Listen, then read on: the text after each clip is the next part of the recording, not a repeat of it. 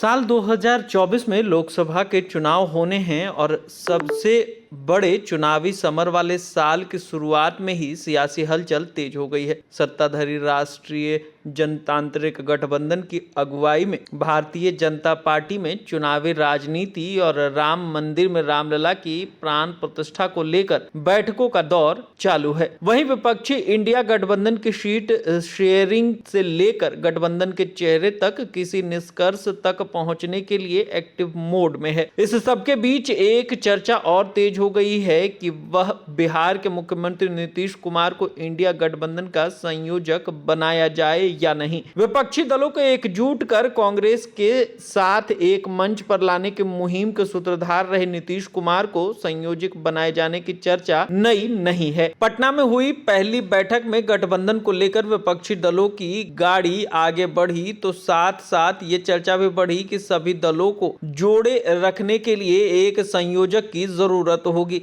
नीतीश कुमार को संयोजक से लेकर प्रधानमंत्री पद के लिए मजबूत दावेदार बताया जाने लगा, लेकिन 4 बैठकों के बाद भी ऐसा कुछ नहीं हुआ। इंडिया गठबंधन ने एक संयोजक की जगह अलग अलग दलों के नेताओं को लेकर एक कोऑर्डिनेशन कमेटी बना दी। अब नए साल में नीतीश कुमार को इंडिया गठबंधन का संयोजक बनाए जाने की सुगबुगाहट फिर तेज हो गई है। क्या नीतीश कुमार को संयोजक बनाया जाना जरूरी है या इंडिया गठबंधन की मजबूरी? इस सुगबुगाहट का जनता दल यूनाइटेड में पिछले दिनों हुए नेतृत्व परिवर्तन से कोई कनेक्शन है या नहीं, या फिर राष्ट्रीय जनता दल और लालू परिवार के साथ नजर आ रही नीतीश की दूसरी से कोई कनेक्शन है? सवाल यही उठ रहे हैं कि नीतीश को संयोजक बनाया जाना इंडिया गठबंधन के लिए जरूरी है या मजबूरी? वरिष्ठ पत्रकार ओम प्रकाश अश्क बताते हैं कि नीतीश को संयोजक बनाए जाना मजबूरी है। उन्होंने कहा कि नीतीश कुमार पहली बैठक के बाद से ही कांग्रेस को कोसते रहे हैं। वह यह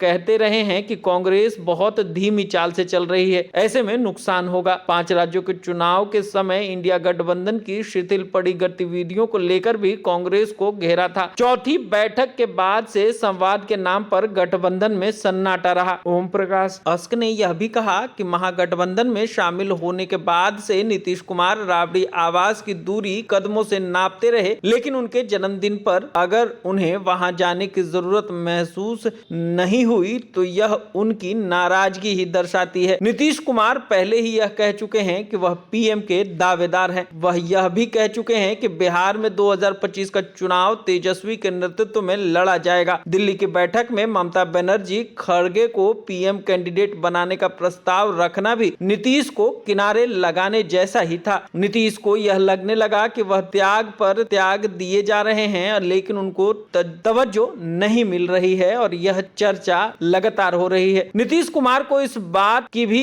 कसक थी कि जातिगत जनगणना के रूप में उन्होंने राष्ट्रीय स्तर पर जो मुद्दा दिया, इंडिया गठबंधन की बैठक में धन्यवाद प्रस्ताव तो दूर, किसी ने उनकी चर्चा तक नहीं की। जेडीयू ने नेतृत्व परिवर्तन के बाद प्रेस कॉन्फ्रेंस में नीतीश कुमार से सीधे सीधे धन्यवाद प्रस्ताव का जिक्र तो नहीं किया, लेकिन यह जरूर कहा कि इंडिया गठबंधन की बैठक में जातिगत जनगणना को लेकर कोई चर्चा तक नहीं हुई। जेडीयू अध्यक्ष पद से ललन सिंह की विदाई तो नीतीश कुमार की ओर से आरजेडी और इंडिया गठबंधन के लिए एक तरह से लकीर खींचने के तौर पर देखा गया और अब पार्टी के फैसले से कोई कड़ी नहीं रहा। वह कोई भी फैसला खुद ले सकते हैं। इंडिया गठबंधन के सामने सबसे मुश्किल चुनौती हिंदी बेल्ट खासकर यूपी बिहार जैसे राज्यों में है। बीजेपी की मजबूत चुनौती से निपटना होगा। कांग्रेस इन राज्यों में बीजेपी को अकेले चुनौती देने के हालात में नजर नहीं आ रही है। इंडिया गठबंधन के हिंदी बेल्ट से नीतीश एक मजबूत चेहरा बनकर उभरे हैं। भ्रष्टाचार को लेकर भी